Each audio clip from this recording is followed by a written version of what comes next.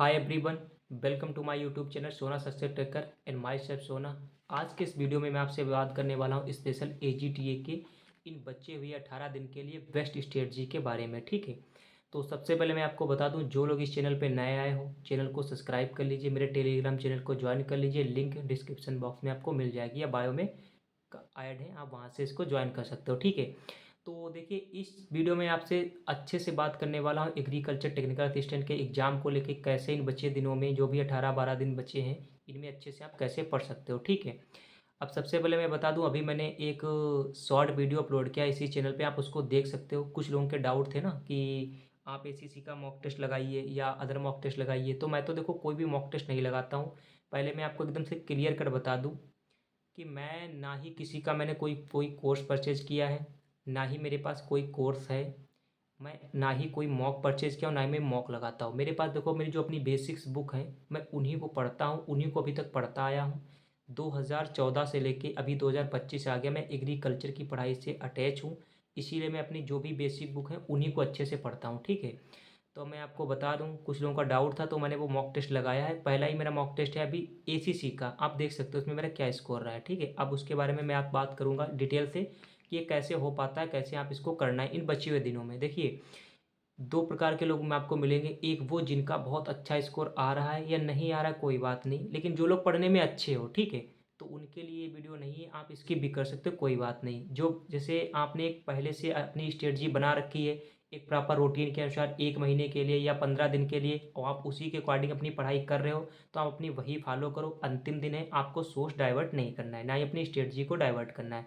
लेकिन ये मैं उन लोगों के लिए स्पेशली बोल रहा हूँ जो लोग अभी अंतिम समय में चाहते हैं कि कैसे भी कैसे करके मेरा इतना स्कोर हो जाए कि मैं अपने सिलेक्शन के करीब हो जाऊं।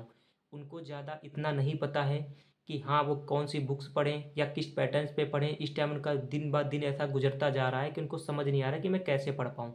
तो उनके लिए वीडियो है, आप लोग ध्यानपूर्वक पूरा वीडियो देखना। भले आप 2x पे लगा के देख लेना, लेकिन अच्छे से सुनना मैं इस वीडियो में आपसे क्या बातें करने वाला हूँ। ठीक है, तो देखिए सबसे पहली बात यह है कि इन बचे हुए दिनों में आपको किसी को देख के कॉपी करने की ज़रूरत इस टाइम पे नहीं है। कि जैसे मैं आपको बताता हूँ, मेरे मेरे भी लाइब्रेरी में मैं 8-9 लोग लड़ू हूँ जो प्रॉपर एजीटीए की प्रिपरेशन कर रहे हैं। ठीक है, अब उनमें से 1-2% ऐसे हैं, उनसे तुम कुछ भी पूछ लीजिए एक्स वाई जेड, आप उनसे किसी भी क्रॉप की वैरायटी पूछोगे वो आपको बहुत आसानी से बता देंगे। आप उनसे सीड रेट पूछोगे वो बता देंगे, कोई रिसर्च सेंटर पूछोगे बता देंगे, यानी उनसे एक्स वाई जेड कुछ भी पूछोगे वो बता देंगे। रीजन क्या है भाई, वो लोग पिछले 1 साल से एजीटीए की ही प्रिपरेशन कर रहे हैं, इसलिए लोग वो लोग बता पा रहे हैं। प्लस उनके पास जब मैंने जाके बुक्स देखी तो उनके पास देखिए एग्रीकल्चर की नेमरा शुंडा हो गया, अरुण कत्यायन हो गई, वॉल्यूम 1 वॉल्यूम 2, शुंडा के नए वॉल्यूम 2। इसके अलावा भानी राम दाल की सक्सेस एग्रीकल्चर सक्सेस वाली हो गया, उनके पास भानी राम दाल के हो गए। एग्री कोचिंग चंडीगढ़ का कोर्स भी है, उसकी बुक्स भी हैं, जो अभी यूपीटीए के लिए कोर्स आया उसकी जो स्पेशली नोट्स निकले वो भी हैं, जो लास्ट में टेस्ट सीरीज चला रहे हैं वो भी हैं। इसके अलावा और भी उनके पास कुछ अच्छी अच्छी बुक्स हैं, एस आर कंतवा हो गई या उनके पास मुनिराज सिंह राठौर की हो गई, तो उनके पास सारी बुक्स हैं, सब लोग पढ़ रहे हैं। अब कुछ लोग क्या होते हैं, वो लोग थोड़ा डिप्रेशन में जाते हैं कि यार ये ऐसे कैसे बता देता है। भाई वो उनकी मेहनत की है इतने दिन की, वो उसी चीज़ को वो लोग 1 साल से फॉलो कर रहे हैं, इसलिए वो बता पा रहे हैं। अब ऐसे में कोई लड़का कि यार ये इस बुक को पढ़ के इतना बता रहे, लाओ हम भी ये बुक पढ़ ले, ऐसा नहीं करना है। देखो लास्ट टाइम है, आप विश्वास के साथ अपने एक सोर्स को पकड़िए, उसी के आप भरोसे के उसी के साथ आप पढ़िए। बस आपको करना क्या है, आपके पास ये देखो इस टाइप से, जैसे मैंने एक ये आपको क्या किया, मैंने एक ये सिलेबस निकाल रखा है अपना एजीटीए का। इसके पीछे देखो जूनियर असिस्टेंट का है, लेकिन ये देखिए ये मेरा देखो एजीटीए का, इस पर लिखा होगा ऊपर देख सकते हो यहाँ पे एजीटीए, आपको उल्टा दिख रहा होगा लेकिन देख रखिए ये एजीटीए का मेरा सिलेबस है। ठीक है, ये मैंने हार्ड कॉपी पे निकाल रखा है, ये आपको भी निकाल लेना है, 10 रुपये लगेगा, आप निकलवा लेना अच्छे से। अब करना क्या, जैसे मान लीजिए आपके पास कोई एक लिमिटेड सोर्स है, अरुण कत्ते ने नीमरा सुंडा है, आपको क्या करना है, आप कोई भी सब्जेक्ट पढ़िए, इसमें सिलेबस में आइए, देखिए उसके अंदर लिखा क्या है, वो हेडिंग उस बुक के अंदर लिखी है तो आराम से पढ़ लीजिए। अगर उस बुक में नहीं लिखी है तो कोई बात नहीं, आप मिनिमम 2 सोर्स, इससे ज़्यादा सोर्स आपको फॉलो नहीं करना। आप गूगल पे चले जाइए, आप यूट्यूब पे चले जाइए, आप वहाँ से वो टॉपिक पढ़ सकते हैं। जैसे इसमें आप कोई एक टॉपिक मान लेता है, जैसे इसमें लिखा है, जैसे जैसे लिखा है दुग्ध उत्पादन एवं वितरण लिखा है, या इसमें एक टॉपिक मान लेते हैं पशु प्रजनन के उद्देश्य एवं विधियाँ लिखी हैं, आपके बुक में नहीं मिल रहा कोई बात नहीं है, आप यूट्यूब पे चले जाइए, वहाँ पे डाल दीजिए पशु प्रजनन की विधियाँ, कोई भी कोचिंग का नाम डाल दीजिए, आ जाएगा वो वीडियो, आप देख लीजिए। लेकिन करना क्या है, आप लिमिटेड एक सोर्स को फॉलो कीजिए, विश्वास के साथ उसको पढ़िए। दूसरी बात, आपको पढ़ना कैसे ये मैं आपको बताया दे रहा हूँ, बहुत अच्छे से इसको समझना। देखिए, जैसे ये सिलेबस, इसको हार्ड कॉपी पे निकाल लीजिए। अब आपको इसमें अपने से वेटेज देखना है, अपनी कैपेसिटी देखना है, क्योंकि देखिए यहाँ पे आपको स्कोरर नहीं बनना है। अगर आप स्कोरर बनने की कोशिश में रहोगे तो सिलेक्शन है उससे भी हाथ धो बैठोगे। जो लोगों का नॉलेज अच्छा है, जो लोग बहुत अच्छे पढ़ चुके हैं, उनके लिए तो कोई बात नहीं है, वो स्कोरर बन सकते हैं, अच्छे पढ़ सकते हैं। इन बचे हुए 18 दिनों में भी वो बहुत अच्छा स्कोर कर ले जाएंगे और मेहनत कर ले जाएंगे, क्योंकि उन लोगों ने बहुत अच्छे से पढ़ रखा है। लेकिन जिन लोगों ने नहीं पढ़ रखा, जिनको अभी भी डर लग रहा है कि भाई मेरे 40-45 आ पा रहे, मेरा कैसे हो पाएगा सिलेक्शन, तो मैं उनके लिए बता रहा हूँ, आप इस टाइप से सिलेबस निकाल लेना। आपका पहला काम क्या है, आप अपने स्ट्रॉन्ग पोर्शन और अपने वीक पोर्शन को देखिए क्या है। जैसे इसमें जो सब्जेक्ट दिए, पहला सस्य विज्ञान जो 25 नंबर का आएगा।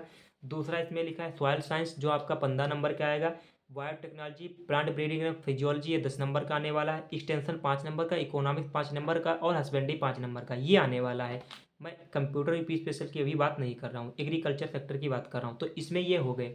अब आप अपना पोर्शन देखिए, जैसे मान लेते हैं कोई एक ऐसा पोर्शन है जिसका वेटेज तो कम है, लेकिन आपको वो बहुत अच्छे से आ रहा है, तो आप क्या कीजिए, उसको थोड़ा रिवाइज और मार दीजिए। इससे क्या होगा कि हाँ, ये 5 नंबर का एक्सटेंशन जैसे आ रहा है, ये मुझे अच्छे से आ रहा है, इससे मैं क्वेश्चन बना ले जाऊंगा, तो उसको आप थोड़ा एक बार रिवाइज कर दीजिए। जब भी आपको टाइम मिले उसको रिवाइज कर दिया करो। इससे क्या होगा कि कम से कम उन 5 क्वेश्चन में से जो अगर कोई क्वेश्चन में 4-5 क्वेश्चन कर ले जाओ, मेरा गलत ना हो।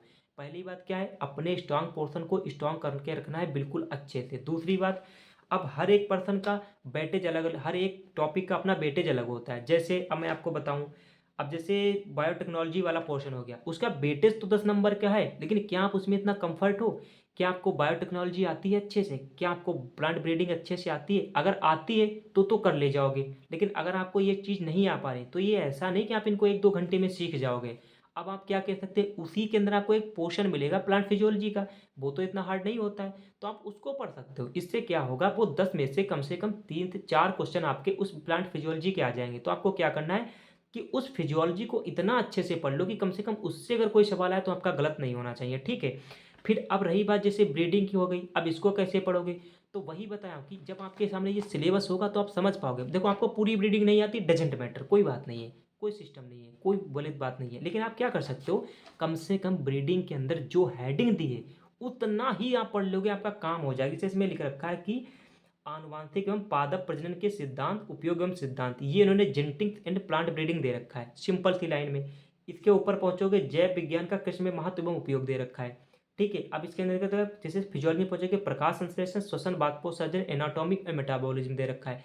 तो इनके अंदर जो ये स्पेशली हेडिंग दे रखे हैं, आप उनको बहुत अच्छे से पढ़ सकते हो। जैसे एनिमल हस्बेंड्री है, अब मैं इस पोर्शन की बात करूँ, अभी आप बहुत अच्छे से समझ पाओगे कि मैं आपको क्या कहना चाह रहा हूँ। देखिए, जैसे इसमें इन्होंने पूछा है कि पशुपालन में काम आने वाली विभिन्न पशुओं की विभिन्न किस्में। दूसरा दे रखा है इन्होंने पोषक प्रबंधन। तीसरा दे रखा है पशु प्रजनन के उद्देश्य एवं विधियां। एक पॉइंट दे रखा है दुग्ध उत्पादन एवं वितरण। एक पॉइंट दे रखा है कुक्कुट पालन, मत्स्य पालन, मधुमक्खी पालन और रेशम कीट पालन। फिर इसके बाद नीचे दे रखा है विभिन्न पशुओं के बीमार लक्षण, निदान एवं उपचार। अब सोच के देखिए, इतना पोर्शन इन्होंने 5 नंबर में दिया है।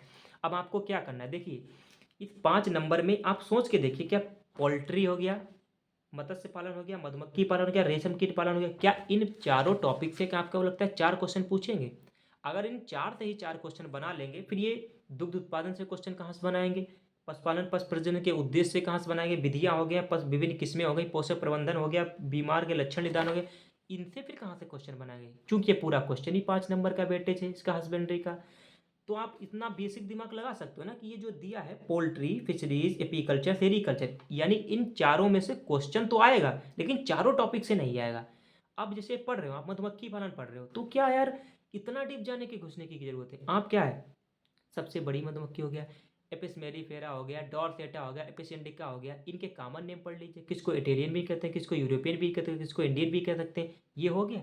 इसके बाद आप चले जाए, इसमें एक डिजीज लगता है, बैक्स में लग जाता है। इसके बाद आप इसमें पढ़ सकते हो कि कौन सी मधुमक्खी है जो छत्ता बड़ा बनाती है, कौन शहद ज़्यादा देती है, कौन छोटी है, कौन बड़ी है, यानी बेसिक जानकारी होगी। प्लस इससे रिसर्च रिसर्च इंस्टीट्यूट पढ़ सकते हो। वैसे ही सेरीकल्चर में जाना है कि कौन कौन से रेशम के प्रकार हैं, कहाँ कहाँ उत्पादन होता है, कौन से ऐसे रिसर्च सेंटर है, यूपी में रेशम कीट अनुसंधान कहाँ पे कहीं पे बना है। इसके अलावा ये हो गया, क्या इनमें कोई स्पेशली जो एक्टिविटी होती हैं वो पढ़ लीजिए। जैसे आप पूछा होगा ऑक्यूपेशन वगैरह, इसमें जो सेरीकल्चर में कुछ टर्मिनोलॉजी है वो आप पढ़ सकते हो। तो इन्हीं बेसिक बेसिक चीज़ों से ही तो क्वेश्चन बनाएंगे। क्या इसमें इतना डूब घुस जाएंगे तो ये बाकी पोर्शन से क्वेश्चन कहाँ से 5 बना पाएंगे। अगर आपके पास कुछ भी नहीं है, जैसे पशु प्रजनन दिया, इसमें से आपको कुछ नहीं पढ़ना है, कोई बात नहीं, आप पूरी बुक मत पढ़ लिए, सिंपल से उठा के देख लीजिए कि जो हेडिंग पढ़ी है पशु प्रजनन के उद्देश्य एवं विधियाँ। तो आप हस्बेंड्री की बुक खोल लीजिए, आप पूरी बुक मत पढ़िए, क्योंकि आपके पास दिन कम बचे हैं ना। जो लोग अच्छे से पढ़ चुके हैं वो तो रिवाइज कर ले जाएंगे, लेकिन आपके पास नहीं है और आपको 5 नंबर इसमें से लाना है, तो आप क्या कर सकते हो। जो इसमें हेडिंग ये पढ़ी है ना, पशु प्रजनन के उद्देश्य एवं विधियाँ, आप बुक खोल लीजिए, उसके अंदर सिंपल से चले जाइए, केवल आपको पशु प्रजनन के उद्देश्य एवं विधियाँ ही पढ़ना, बाकी सब कुछ बंद कर दो हस्बेंड्री का। आपको देखना इस मतलब नहीं है। यूट्यूब पे जाइए, विधियाँ पढ़ लीजिए, क्या होता है इनब्रीडिंग, क्या होता है लाइन ब्रीडिंग, क्या होता है आउट क्रॉसिंग, क्या होता है टॉप क्रॉसिंग, क्या होता है आउट ब्रीडिंग, ये टॉप क्रॉसिंग क्या होता है। यानी इन्हीं में से इतनी विधियाँ जो हो गई, इनको अच्छे से पढ़ लीजिए, या इनके लाभ क्या है ये पढ़ लीजिए। अब दिखा कि पशु में उपयोग होने वाली विभिन्न किस्में हैं पशुपालन में, ठीक है। तो जो भी मुर्गी भैंस बकरी हो गई भेड़, इनकी आप इंपॉर्टेंट पढ़ लीजिए। कैसे पढ़ना है, क्या कोई ऐसी प्रजाति है जो ज़्यादा दूध उत्पादन कर रही है, उसको पढ़ लीजिए। क्या कोई रेशम कीट या क्या कोई ज़्यादा ऊन दे रही है, कोई अपनी स्पेशल शारीरिक स्ट्रक्चर के लिए जानी जा रही है, क्या कोई अपनी चाल के लिए जानी जा रही है, उनको पढ़ लीजिए। उन्हीं के आपको जन्म स्थान पढ़ने, सब कुछ नहीं पढ़ना। क्या किसी का ज़्यादा दुग्ध काल है, क्या किसी का दुग्ध उत्पादन ज़्यादा है, इनको अच्छे से पढ़ लीजिए। तो ये हो जाएगा। इसके बाद नीचे लिखा है पशु के बीमार लक्षण। आप क्या करना है, एक टेबल पढ़ लेना, सुंडा में भी दिए, आप उसमें भी पढ़ सकते हो। उसमें क्या दिया है, जैसे कौन से बैक्टीरिया द्वारा होते हैं, कौन से वायरस द्वारा हो रहे हैं, कौन से प्रोटोजोआ द्वारा हो रहे हैं, उनको पढ़ लीजिए। एक दो इंपॉर्टेंट, जैसे मिल्क फीवर हो गया, एंथ्रेक्नोज हो गया, या तुम्हारा ये थनैला रोग हो गया, इस टाइप से आप बेसिक बेसिक चीज़ें पढ़ सकते हो इस पोर्शन में, ठीक है। तो मेरा कहने का मतलब यही है कि आपको जितने भी इसके अंदर ये पोर्शन दिए हैं, आपको सिर्फ इन 18 दिन में आप कुछ भी नहीं पढ़ पा रहे, तो इनकी सिर्फ हेडिंग पढ़ लीजिए, और आप उन चीज़ों को बिल्कुल स्किप कर दीजिए जो आएंगे। तो जैसे मैं बताता हूँ कि आपको क्राफ्ट ये एग्री जो आपका ये है फसल विज्ञान, इससे 25 नंबर का क्वेश्चन आने वाला है। लेकिन आप सोच के देखिए, बच्चे हुए 18 दिन में मुझे स्कोरर नहीं बनना है, मैं बिल्कुल भी नहीं पढ़ूंगा फ्लोरिकल्चर क्या है, मैं मसाला की खेती बिल्कुल नहीं पढ़ने वाला हूँ। रीजन क्या आएगा तो ठीक है, कोई बात नहीं है, क्योंकि भाई मेरे पास 18 दिन में सिलेक्शन से मतलब है। मेरा ये मतलब नहीं बस कहीं भी कैसे भी करके 3446 पोस्ट के अंदर एक नाम आ जाए, ये उम्मीद है। कोई भाई जिसकी 10 रैंक आएगी वो भी जॉब पाएगा, जिसकी 3446 में आएगी वो भी जॉब पाएगा। तो इन बचे हुए 18 दिन में, खासकर वैसे तो देखा जाए किसी भी एग्जाम को आप बहुत पहले से पढ़ना चाहिए, 2-3 महीने पहले से कम पढ़िए, सिलेबस तो कवर हो सकता है। लेकिन अब इन 18 दिन में आप नहीं समझ पा रहे हो, तो आपके इससे बेहतर और कोई तरीका नहीं है, आपको बस सिलेक्शन हो जाए। इसलिए मैं बोल रहा हूँ, आप इन हेडिंग्स को पढ़ने की कोशिश कीजिए, और कम से कम अपने स्ट्रांग पोर्शन को देखिए कि आपका स्ट्रांग पोर्शन क्या है, आप किस सब्जेक्ट में किस टॉपिक के अंदर अच्छे से महफूज हो पा रहे हो। जैसे ये है सॉइल साइंस हो गया, तो मुझे पता है कि मैं आसानी से 10 से ज़्यादा क्वेश्चन मैं सॉइल साइंस में कर ले जाऊंगा 15 में। तो मैं जब भी खाली बैठता हूँ तो मैं सॉइल साइंस को रिवीजन मार देता हूँ कि कम से कम यार ये आता है तो ये तो ना गलत हो, बाकी जो नहीं आता वो तो नहीं आता है। अब जैसे ये देख सकते अर्थशास्त्र हो गया, इसमें से ये जो दिए हुए टॉपिक दिए, इसमें से सारे आपके काम के नहीं है, सबसे क्वेश्चन भी नहीं बनने वाला। आएगा, देखो क्वेश्चन आएगा कोई बात नहीं, लेकिन ये तो पता है कि भाई उसके अंदर न जाने कहाँ से पूछ लें, लेकिन ये पता कि इन 3 टॉपिक से तो 100% आएगा भी आएगा और मैं कर भी ले जाऊंगा। तो यही चीज़ मैं आपको बता रहा हूँ। तो मैं आप ये चाहता हूँ कि कम से कम मैं आपको, जैसे अर्थशास्त्र हो गया, एक्सटेंशन हो गया, सॉइल साइंस हो गया, अगर आप लोग इस वीडियो को अगर आप लोग अच्छा रिस्पांस दोगे, तो मैं आपको इन सब के अंदर, जैसे इकोनॉमिक्स हो गया, या एक्सटेंशन हो गया, सॉइल साइंस हो गया, ये बायोटेक्नोलॉजी हो गया, ये क्रॉप साइंस हो गया, ये एनिमल हस्बेंड्री हो गया, इनके अंतर्गत आपको क्या पढ़ना है, जो ज़्यादा ट्रेंडिंग में है, जिससे क्वेश्चन बन सकते हैं। मैं एक टॉपिक वाइज आपको सारे सब्जेक्ट के आपको वीडियो बना के बता दूंगा, कि जैसे मैं आपको यहाँ पे एक का बता रहा हूँ, आप समझ जाओगे मैं क्या बताना चाहता हूँ। जैसे देखो अर्थशास्त्र हुआ है, अब इसके अंदर बहुत सारे पॉइंट दिए हैं, क्वेश्चन बनने इनसे 5 टोटल। अब आप सोच के देखिए, नीचे लिखा है कृषि विपणन। अब आपके अंदर एग्रीकल्चर मार्केटिंग का कुछ समझ में नहीं आ रहा है, मैं आपको बता दूं, क्वेश्चन आज जब 13 तारीख को पेपर होना, आप देख लेना कि मार्केटिंग से क्वेश्चन कहाँ से आएगा। मार्केटिंग से अगर क्वेश्चन बनेगा तो या फिर मार्केट के टाइप से बनेगा। दूसरा, मार्केटिंग से क्वेश्चन ज़्यादातर बनता है, तो सिर्फ 99% क्वेश्चन बनता है एक्ट से। आपसे पूछेगा एपेडा, एम्पेडा, नेफेड, एगमार्क, इकोमार्क, इन्हीं सब का, या फिर इनका फुल फॉर्म पूछ लेगा, या फिर ये एक्ट कब बने, इनकी स्थापना कब हुई, यही इनसे क्वेश्चन बनने वाले हैं एग्रीकल्चर मार्केटिंग से, या इसका रिसर्च पूछ लेगा, Indian national institute of marketing ऐसे करके एक आता है जो जयपुर में बना, 1988 में बना था, वो वाला पूछ सकता है। ठीक है, ये इन या मार्केटिंग का कोई रिसर्च पूछेगा, या मार्केट के टाइप पूछेगा, या आपके इसके एक्ट एवं पॉलिसी पूछेगा। इससे ज़्यादा मार्केटिंग से क्वेश्चन नहीं आने वाला, मुश्किल से 10 से 15 मिनट का ये टॉपिक है, खत्म। इसके अलावा पूछ सकता है, एक क्वेश्चन यहाँ से आ गया मार्केट का, एक क्वेश्चन इकोनॉमिक से बिल्कुल फिक्स रख के लिख लीजिए, एमएसपी से आने वाला है। वो जो लेटेस्ट अभी रबी की एमएसपी आई है वो पूछेगा, खरीफ की आपसे नहीं पूछने वाला, क्योंकि अभी निकली है, इतनी जल्दी ये पेपर में नहीं पूछेगा, लेकिन रबी के पूछेगा। दूसरा क्वेश्चन ये पूछ सकता है, एमएसपी है, कब आया, कितने फसलों पे दिया जा रहा है, हॉर्टिकल्चर क्रॉप पे कितने पे दिया जा रहा है, एमएसपी एफआरपी में अंतर क्या हो गया। इसके अलावा एमएसपी जो हो गया, इसको रिकमेंड कौन करता है, अनाउंस कौन करता है, सिंपल सा हो गया, कौन सी कमेटी के थ्रू आता है, बस एमएसपी खत्म। लेकिन एक क्वेश्चन 100% एमएसपी का आएगा, एक क्वेश्चन मार्केटिंग से आएगा, 2 क्वेश्चन हो गए। अब इसके अलावा इसके ऊपर लिखा है कृषि की योजना निर्धारण, इसमें योजना से रिलेटेड एक क्वेश्चन, और सबसे ऊपर वाला जो लाइन है इससे कम से कम 2 क्वेश्चन पाओगे। लाइन क्या है, 1 ट्रिलियन इकोनॉमी तो उत्तर प्रदेश का किस कार्यों के माध्यम से योगदान, यानी कि 1 ट्रिलियन इकोनॉमी प्राप्त करने के लिए उत्तर प्रदेश जो गवर्नमेंट है, ये किसी के माध्यम से, कौन कौन सी स्कीमों के माध्यम से ये इसको 1 ट्रिलियन इकोनॉमी को पाने के लिए कोशिश कर रही है। इसके अंदर आपको स्कीमें पढ़नी, जैसे प्रधानमंत्री सिंचाई योजना हो गया, प्रधानमंत्री मत्स्य संपदा योजना हो गई, ये उत्तर प्रदेश की ये नंदनी वाली होगी, यानी उत्तर प्रदेश के अंदर कृषि से रिलेटेड कितनी योजनाएं चल रही हैं, आपको उन योजना के बारे में पढ़ना है, इनकी बेसिक जानकारी क्या है। वहां से 2 क्वेश्चन इकोनॉमिक्स में फिक्स है, आने एक क्वेश्चन एमएसपी का हो गया, 3 एक क्वेश्चन मार्केटिंग हो गया, 4 बचे हुए जो पॉइंट लिखे, किस संबंधी आर्थिक सुधार, किस जिन्स के आयात व निर्यात की अवधारणा, किसकी योजना निर्धारण, किस सांख्यिकी के सिद्धांत, किस अर्थशास्त्र का सिद्धांत व उपयोगिता, इन 5 टॉपिक से सिर्फ 1-2 क्वेश्चन आएंगे बस। बाकी तो मैंने बता दे, बाकी क्वेश्चन वहीं से आएंगे 5 में से। ठीक है, तो आपको एक टॉपिक के अंदर कहाँ से क्वेश्चन बन सकते हैं, किस लेवल के क्वेश्चन बन सकते हैं, ये मैं आपको कोशिश करूंगा इस वीडियो के अकॉर्डिंग। अगर इस वीडियो में अच्छा रिस्पांस मिलता है तो मैं आपको एक टॉपिक बाय टॉपिक आपको बता दूंगा अंदर से कि सॉइल साइंस से क्वेश्चन बनेगा तो किस टाइप का बन सकता है, बायोटेक्नोलॉजी से क्वेश्चन बन सकता है तो किस टाइप का बन सकता है, हस्बेंड्री से बनेगा तो किस टाइप का क्वेश्चन बन सकता है, कहाँ से बन सकता है। देखिए बनेगा कैसा, ये एग्जाम जाने, एग्जाम के अंदर बैठे आयोग वाले जाने ये कैसा बनेगा। मैं आपको ये प्रेडिक्टेबल बता करके बता रहा हूँ कि हाँ, इनके बनने के चांस 90% प्लस रहते हैं, इस टाइप के क्वेश्चन बन सकते हैं, इस पोर्शन से बन सकते हैं। रीजन क्या है, पढ़ने को तो बहुत कुछ है, आप बहुत सारी बुक्स पढ़ते हो, आप सॉइल साइंस हो गया, ब्रीडिंग वगैरह हो गया, आप पूरी बढ़िया से फुंदन सिंह पढ़ सकते हो यार, कौन नहीं पढ़ सकता इनके बारे में। अच्छी अच्छी बुक्स हैं, आपको इंटमोलॉजी पढ़ना है, एक पॉइंट दिया आपको इंटमोलॉजी पढ़ना है, कोई बात नहीं, आप माथुर की पढ़ लीजिए, मैंने भी बहुत बार मैंने पढ़ी है माथुर की बुक, बहुत अच्छी है। इंसेक्टा भी मैंने पढ़ी है, बहुत अच्छी बुक्स हैं, पढ़ सकते हो। क्या इस टाइम पे पढ़ सकते हो, जिन लोगों ने बहुत अच्छे से पढ़ रखा है। अब इस टाइम पे किसको पढ़ सकते हो, बच्चे हुए 18 दिन में इसको आप नहीं पढ़ सकते हो। जिन लोगों ने अच्छे से पढ़ रखा वो तो रिवीजन कर लेंगे, वो तो उनके लिए 1 1.5 2 3 घंटे में इसको रिवाइज मार देंगे, लेकिन जिन्होंने नहीं पढ़ रखा वो क्या करेंगे। अब जैसे इंटमोलॉजी पैथोलॉजी का हो गया, जैसे मैं नीमराज सुंडा से पढ़ा हूँ, लेकिन बिल्कुल भी नहीं पढ़ूंगा इंटमोलॉजी पैथोलॉजी उस बुक से। रीजन क्या है, मैं पढ़ूंगा अपने अरुण कत्यायन से, क्योंकि मैंने वहां से पढ़ रखा है। तो एक अपना सोर्स मत बदलिए, आपके पास 2 बुक भी हैं तो जिस बुक से आपने एक बार पहली बार पढ़ रखा आप उसी बुक से पढ़ना, दोबारा मत बदलना। जैसे मैं तुमको दिखाता हूँ, ये देखो मैंने बुक्स ये मांग के लाया हूँ, ये देखो चंडीगढ़ की बुक्स हैं, आपको दिखाता हूँ। ये लोग बहुत अच्छी इसके अंदर कंटेंट लिखा है, ये देखो ये होगी हार्टिकल्चर की, आपको दिखाता हूँ। क्या मैंने इन बुक्स को पढ़ा है, आप देख सकते हो, ये हार्टिकल्चर की बुक्स है, देख सकते हो हार्टिकल्चर। अब इसके अंदर देखिए, आपको दिखाता हूँ, बिल्कुल ये देखो कोरी बुक है, कहीं पे मैंने इसके अंदर एक भी पेन भी नहीं चलाया। ठीक है, कहीं पे मैंने इसके अंदर पेन नहीं चलाया।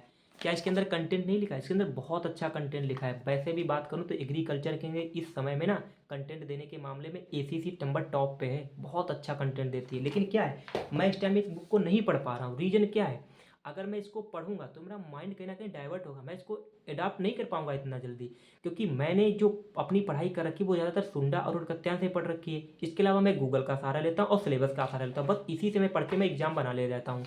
लेकिन अगर इस टाइम पे मैं इन बुक्स को पढ़ूंगा लास्ट टाइम में तो मेरा काम नहीं हो पाएगा। दिया बहुत अच्छा है, फंसेगा भी एग्जाम में, लेकिन क्या है, मैं अंतिम समय में अडॉप्ट नहीं कर पाऊंगा। जब भी आप किसी नई जगह पे जाते हो ना, तो आप इतना जल्दी उसके अंदर सर्वाइव नहीं कर पाते हो। तो भाई यही बोल रहा हूँ कि आप जिस सोर्स को पढ़ रहे हो आप उसी को अच्छे से पढ़िए, लेकिन सिलेबस से मिला के पढ़िए। अगर जो पॉइंट सिलेबस में दिया है बस वही पढ़िए। सीड साइंस के अंदर बहुत सारा सिलेबस है, आप पढ़ोगे सीड साइंस, भाई एक सब्जेक्ट होता है, बहुत अच्छा से दिया है। लेकिन इसके अंदर क्या लिखा है कि बीज का महत्व, बीज का प्रकार एवं उत्पादन।